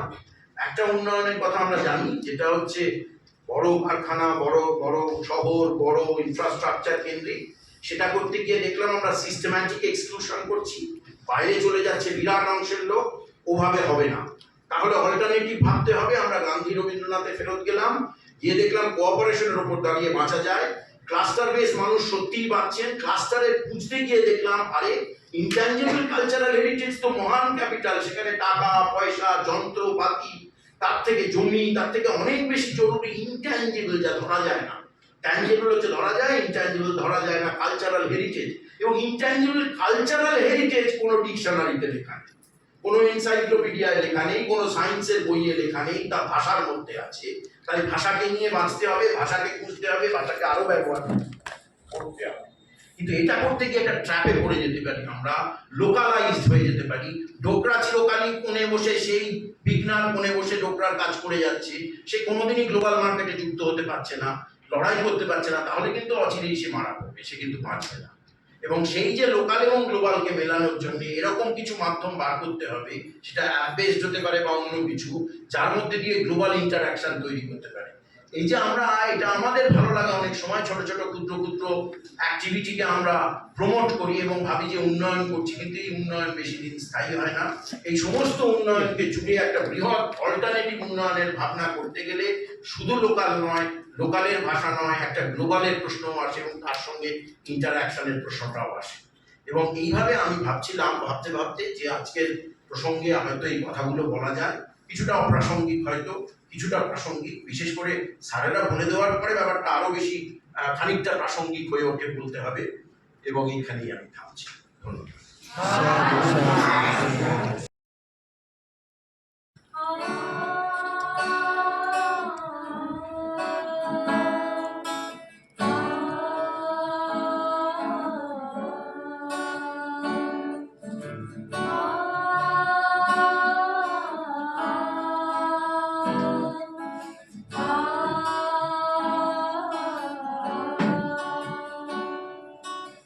আমার ভাইয়ের রক্তে রাঙা 21শে ফেব্রুয়ারি, আমি কি ভুলিতে পারি? আমার ভাইয়ের রক্তে রাঙা একুশে ফেব্রুয়ারি আমি কি ভুলিতে পারি ছেলে হারা যত মায়ের অশ্রু ধারায় ফেব্রুয়ারি আমি কি ভুলিতে পারি আমার সোনার দেশের রক্তে রাঙানো ফেব্রুয়ারি আমি কি ভুলিতে পারি আমার ভাইয়ের রক্তে রাঙানো একুশে ফেব্রুয়ারি আমি কি ভুলিতে পারি ছেলে হারা শত মায়ের অশ্রু ভরায় ফেব্রুয়ারি আমি কি ভুলিতে পারি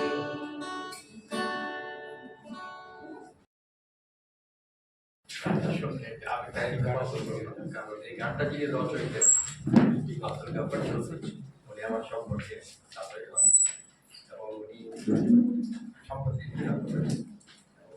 উনি মারা যাওয়ার আগে নিউ ইয়র্কে এসেছিলেন আমার কাছে ছিলেন হঠাৎ করে এইভাবে চলে যাবে ভাবতে পারি একটা আবেগ হয়ে যাবে তার বাইরে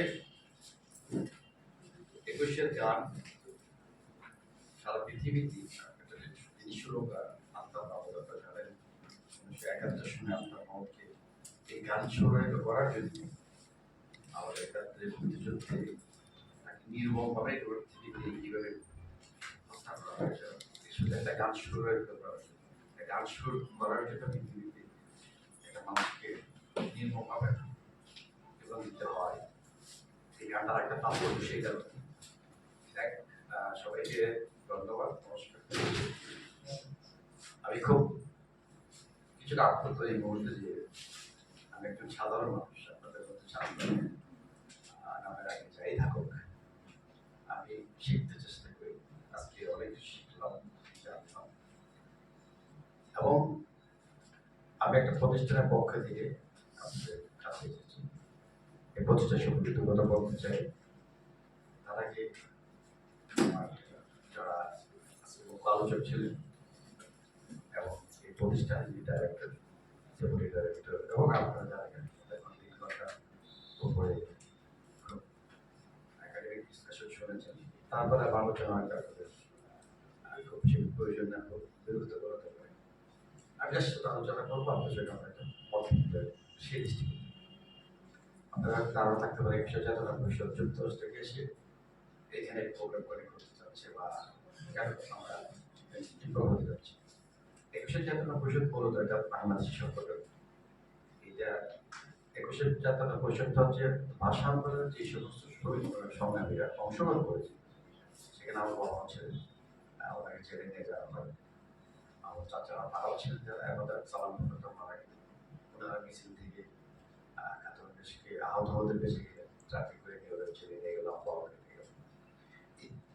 এই প্রতিটি প্ল্যাটফর্ম হচ্ছে যারা ওই দিন আন্দোলনে অংশগ্রহণ করে তাদের প্ল্যাটফর্ম একুশে যে দশমিকা সম্পৃক্ত ছিল আমরা 3 ভাগে ভাগ করি যারা মারা গেলেন তাদেরকে বলি একুশের শহীদ সালাম করল একুশের শহীদ যারা ওই দিন পুলিশের সামনে সমস্ত সারা বাংলাদেশে এবং পুলিশের বিরুদ্ধে এবং সরকারি প্রশাসনের বিরুদ্ধে ভাষার পক্ষে সোচ্চার ছিলেন তা আমাদের কাছে ভাষা শহীদ হয়েছিল ভাষা সকলের মধ্যে যারা অতীতের বিরুদ্ধে আপনারাও ভাষা যে কোনো ভাষার প্রতি যখন আঘাত আসবে আপনার রুখে দাঁড়াতে আসবে ভাষা সংগ্রাম ভাষার পক্ষে আপনি সংগ্রাম করতে আমরা সংগ্রামী এটা কোনো বেনিফিট নেই এটা আপনি হতে পারেন আমি হতে পারি যখন এই প্ল্যাটফর্মটা করা হয় এই প্ল্যাটফর্মে যারা ছিলেন তখন প্রায় 276 জন একত্রিত হয়েছেন ভাষা সেখান থেকে আমরা সবাইকে হারাতে হারাতে এই মুহূর্তে তবে জীবিত 5 জন থাকতে পারছি তার মানে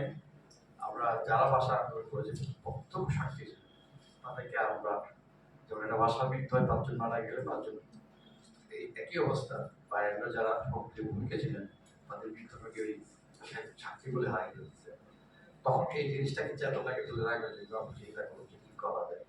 কিন্তু ভাষা চেতনা যারা ভাষার সঙ্গে সেক্ষেত্রে তো আমি নিতে পেরে থাকতো, কিন্তু আমি ওর সন্তান হিসাবে সবাইকে বললাম যে আপনারা চলে যাওয়ার পর তো কেউ না কেউ এই চেতনাটাকে ধরে রাখতে হবে। তখন ওরা বললেন ঠিক আছে তুমি যদি করতে চাও, যেহেতু আমি আমেরিকায় থাকি, আমি তো এই নামটা পিছনে আমেরিকাতে চলে যাবে আমার দেশে চলে আসতে হয়তো।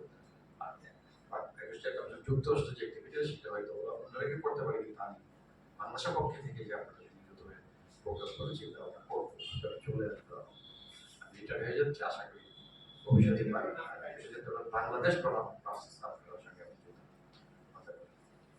তার সঙ্গে একটা জিনিস বলতে চাচ্ছি যে আপনারা জানেন আন্তর্জাতিক মাতৃভাষা দিবসের কথা আলোচনা হয়েছে, কিন্তু 1952 ঘটনাগুলোর পরে 1973 থেকে 1999 আমরা এই দিবসটিকে শহীদ দিবস হিসেবে করে দিয়েছি এবং অমর শহীদ দিবস হিসেবে আমরা পালন তৈরি করেছি।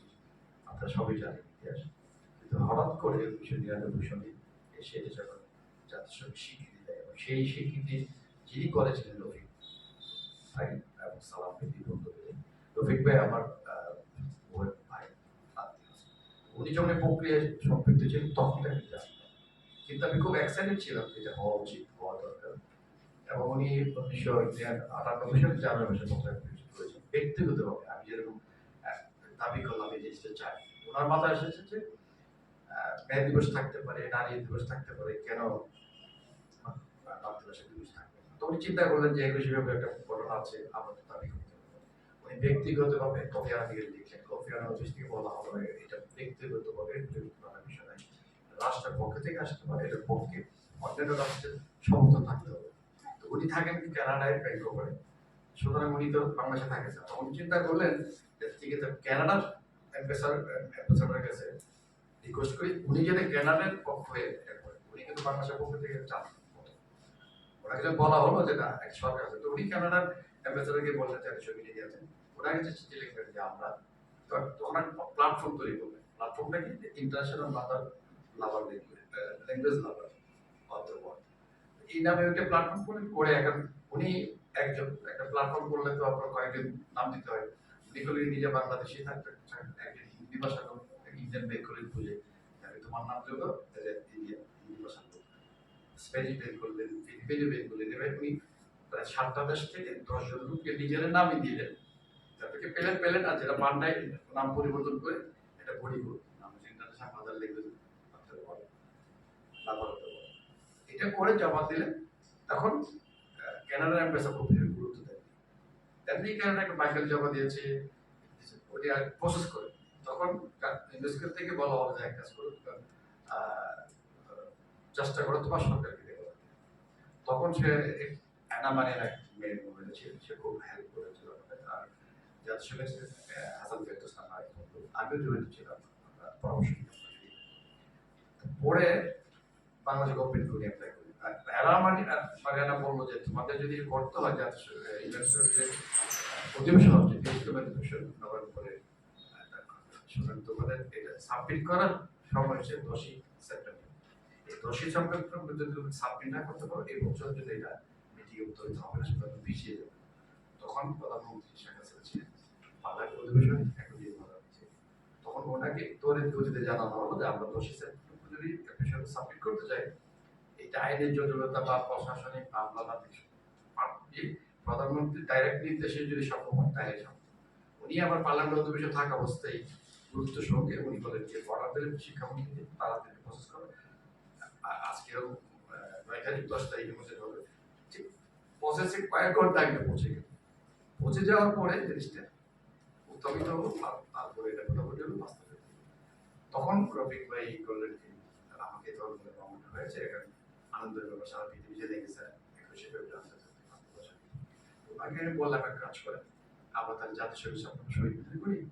আমি নিজেই শহীদ মিছিলটা বানিয়েছিলাম, চলে আমরা এবার সেলিব্রেট করি ইন্টারন্যাশনাল মাদার ল্যাঙ্গুয়েজ জাতিসংঘের সামনে চলে আসে। তখন কানাডার সবাই এক্সাইটেড হয়েছে এই দিবসটা পেয়েছি, আমি বললাম না আপনি চলে এসেন, সেদিন পরে হচ্ছে জাতিসংঘের সামনে শহীদ মিছিল।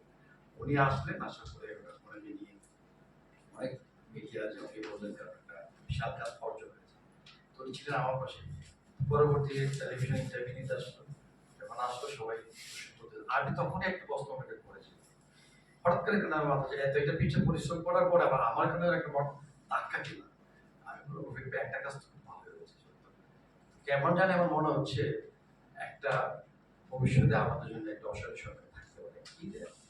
এই যে আমরা এত বছর এটা শহীদ দিবস পালন করে আসছি, আন্তর্জাতিক মাতৃভাষা দিবসের কারণে আমাদের যে শহীদেরা রক্ত দিয়েছে, আমার বাবারা বা আমরা যারা যাদের এদেশের চারতলা নিয়ে আমরা এখন কাজ করছি, কেন জানি শহীদ দিবসটা বিশ্বায়নের জড়িয়ে হারিয়ে যেতে পারে।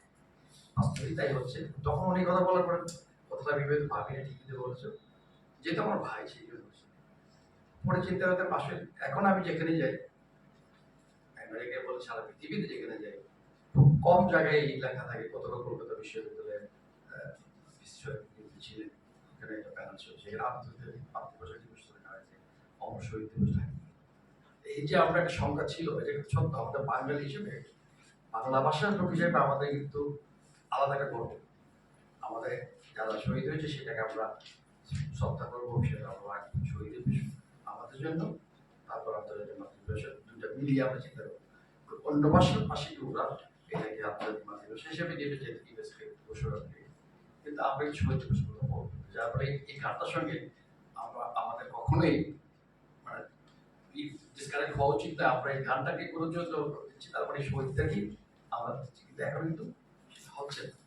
এই ইঙ্গিতটাই কেন দিলাম, তবে একটা গুরুত্বপূর্ণ জিনিস যেটা হয়েছে যে আন্তর্জাতিক মাতৃভাষা আমরা যেই উদ্দেশ্যে আন্তর্জাতিক মাতৃভাষা করেছি, 21শে ফেব্রুয়ারি নিয়েছি বলে 21শে ফেব্রুয়ারির সঙ্গে আন্তর্জাতিক মাতৃভাষার কোনো সম্পর্ক নেই।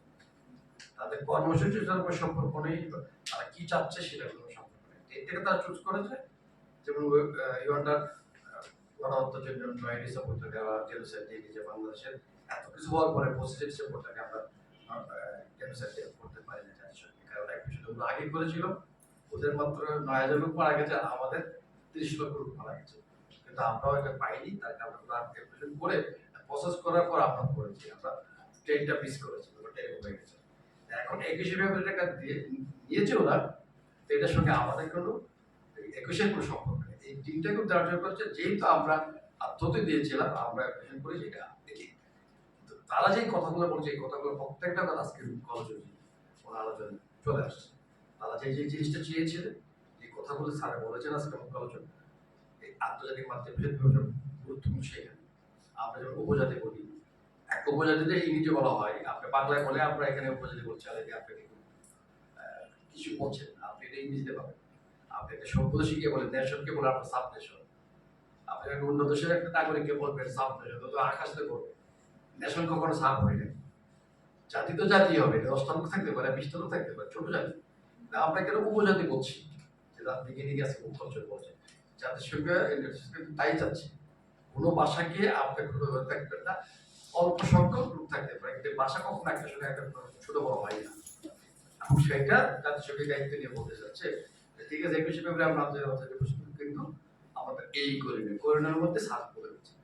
আমাদের দায়িত্বটা কোথায় বেশি, এই 21শে ফেব্রুয়ারিটা আমাদের, এই দিনটা কি সম্মান দিয়েছি, সুতরাং আমাদের দায়িত্ব হবে আরো বেশি করে একটা ভাষার লোক যাতে আর ভাষা যাতে হারিয়ে না যায়। যখন ইউনেস্কো ঘোষণা করেছিল তখন অল্প 7,000-এর মতো ছিল, এখন কিন্তু প্রায় 1,000 ভাষা ইতিমধ্যে চলে গেছে। তাহলে এই বিশ্ব দিবসটা দিয়ে আমরা কি করতে পারছি? আমাদের তো ভাষাগুলো ধরে রাখা যায় প্রচেষ্টা, যে একটা কথা বলা হচ্ছে, আমি নিশ্চিত যে সেখানে 10টা লোক যে ভাষার কথা বলছে, লুকানো খুঁজে বের করা হয়, সেভাবে যদি সেই ভাষা একটা কোনো না কোনোভাবে লিঙ্ক থাকে, তখন ওই লোক 10টা লোক মারা গেল, ভাষা থেকে যাচ্ছে। কিছুদিন আগে একটা উদাহরণ ছিল কোথাও কলকাতা ইউনিভার্সিটি এক ছেলে বলতো যে একটা লোক মারা যাওয়ার একটা তার পাখিকে সে তার ভাষা শিখেছে। বলতো তুমি পাখিটাকে তোমার ভাষা শিখেছ, কেন বেশি শিখেছ? বলতে যে আমি তো মরে যাবো, অন্ততপক্ষে মারা গেলে ওর মুখ থেকে যাতে আমার ভাষা সত্যি বলো না। এবং সে মারা গেছে 26শে জানুয়ারি, যেটা ভারতের প্রজাতন্ত্র দিবসের দিন কাহিনী বলতেছে। তারপর সে পাখিটাকে শিখিয়ে যাচ্ছে, আমি চলে গেলে পাখিটা যদি বলে তাহলে আমার এই ভাষা থেকে যাচ্ছে, এটা সত্য ঘটনা। সুতরাং এই জিনিসটা গুরুত্ব দেয়, আন্তর্জাতিক মাতৃভাষাকে গুরুত্ব দিতে হচ্ছে। সেটার সঙ্গে বাংলাদেশের 21শে ফেব্রুয়ারি আমাদের শুধু পহেলা নভেম্বর সেটা আছে আপনার মানবন্ধের যেটা, প্রত্যেকটাকে আমরা গুরুত্ব সঙ্গে স্মরণ করবো দেখবো। এবং আমি যে কাজটা করছি সেটা হচ্ছে যে প্রথম যাতে পরিবেশিত করেছিলাম এই চিন্তা এবং কলকাতায় বড় বিশ্ববাড়িতে আমাদের ঠাকুরের আরেকটা একটা পবিত্র স্থান আমার সবচেয়ে, আমার বাংলাদেশ আমার জন্মজন্মের পবিত্র সবচেয়ে প্রিয় জায়গা। তারপরে একজন বাঙালি হিসেবে আমার তীর্থস্থান মনে করি, শান্তিনিকেতনকে অনেক বড় আমার তীর্থস্থান মনে করি। এখানে আসতে পারার মধ্যে আমি মনে করি যেমন একটা মুসলমান মক্কায় গেলে যে ওখান থেকে খুশি হয়, আমি এখানে আসতে পারি বাঙালি হিসেবে আমার মনে হয় তীর্থস্থান পরিদর্শন করি। আপনার তীর্থস্থানের পাশে বাবুর সঙ্গে একটা মনের একটা সম্পর্ক, আত্মার সম্পর্ক। আর একটা ভাষা হারিয়ে গেলে একটা চেতনা হারিয়ে যায়, চিন্তা হারিয়ে যায়, একটা মানে ভাবনা হারিয়ে যায়। চিন্তা একটা ভাষা মানে চিন্তা নেই, সেই দৃষ্টিকোণে চিন্তা করে আমি চিন্তা করছি যে সব জায়গায় ঘুরে ঘুরে এদের বলবো। আমি তো করতে পারি না, স্থানীয় যারা থাকবেন তার সঙ্গে যোগ হয়ে গেল। এবার প্রথম বললাম ভবিষ্যতের জন্য সুযোগ থাকে পজিটিভ প্রিপারেশন করতে পারে, বিশ্ববারে সরাসরি এগুলো হতে পারে। আমার একটা এক্সিস্টেন্ট সমস্যা আছে, আমি এই তো এখন পলিটিক্যাল ব্যাপারে এগুলো হতে পারবো না, কারণ ভাষা আসলে রাজনীতির বাইরে তো নেই, অর্থনীতি রাজনীতি ভাষা সবাই সম্পৃক্ত। আপনারা বলবেন আমি শুনবো, কিন্তু আমি শুভেচ্ছা করতে পারবো এরকম কিছু বলতে পারি না, যেগুলো আমি একাডেমিক ডিসকাশন বা কি হচ্ছে ভারতের আগ্রাসন ভাষার আগ্রাসন আপনারা বলবেন, আমি শুনতে পারা আপত্তি নাই, কিন্তু আমার বলা হতো আপত্তি আছে সেই চিন্তা ভাবে থাকবেন। খুব খুশি হলাম, খুবই আমি আপনাদের কাছে কৃতজ্ঞতা প্রকাশ করছি। আপনারা এত ধৈর্য করে শুনেছেন, আয়োজকদের কাছে কৃতজ্ঞ। ওদের ভবিষ্যতে যারা আবার আশা শুরু রক্ষা করতে আমি আসবো, এই পর্যন্ত আমার সবাই ভালো থাকবে।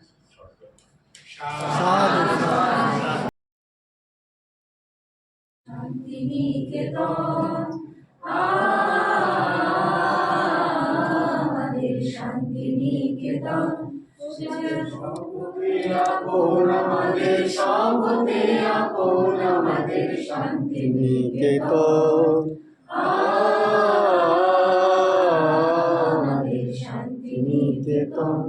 তার আকাশ ভরা কোলে মোদের দোলে হৃদয় দোলে, তার আকাশ ভরা কোলে মোদের দোলে হৃদয় দোলে। মোরা বারে বারে দেখি তারে নিত্য নূতন আমাদের শান্তিনিকেতন, আমাদের শান্তিনিকেতন। মোদের গরু মোদের মেলা, মোদের খোলা মাঠের খেলা, মোদের নীল গগনে সোহাগ মাখা সকাল সন্ধ্যা বেলা। মোদের তরু মোদের মেলা, মোদের খোলা মাঠের খেলা, মোদের নীল গগনে সোহাগ মাখা সকাল সন্ধ্যা বেলা। শালের ছায়া বীথি বাজায়, বনের কলগীতি সাজায়, শালের ছায়া বীথি বাজায়, বনের কলগীতি সদায়। পাতার গাছে মেতে আছে আমলকি কানন আমাদের শান্তিনিকেতন, আমাদের শান্তিনিকেতন। আমরা যেথায় মরি ঘুরে সেজে যায় না কভু দূরে, মোদের মনের মাঝে প্রেমের সেতার বাঁধা যেতার সুরে। আমরা যেথায় মরি ঘুরে সেজে যায় না কভু দূরে, মোদের মনের মাঝে প্রেমের সেতার বাঁধা যেতার সুরে। প্রাণের সঙ্গে প্রাণে সেজে মিলিয়েছে এক তানে মোদের, প্রাণের সঙ্গে প্রাণে সেজে মিলিয়েছে এক তানে মোদের। ভাইয়ের সঙ্গে ভাইকে সেজে করেছে এক মন আমাদের শান্তিনিকেতন, আমাদের শান্তিনিকেতন।